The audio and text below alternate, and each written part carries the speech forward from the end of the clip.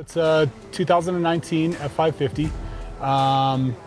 Yeah, it's been about 6 months in the making, I guess. DBL Designs out of Hurst, Texas. From DBL Designs, we've got the fender flares, tires, the rims, the block, the suspension in the front. We have sway bars, the block in the back, a speedometer reader as well, the 2.0 Fox shocks. Man, this is a heavy duty bumper. I like that it's Line X2. Yeah, so bodyguard bumper. I wanted something beefy. It's got the extra lights here. They're just Napa upgraded lights. Right next to the bumper, the fenders, the bottom of the body as well. So high lift up there, comes in super handy. We got the traction boards here. I've got 2 on each side. I am fully self-sufficient with solar up on top. I went with a winch, is the Warren winch. It's a 12,000 pound winch. I went with this CM flatbed, big heavy duty steel. It's 9.6 feet long. It rides smooth. It rides best truck I've ever had. Nice. Yeah.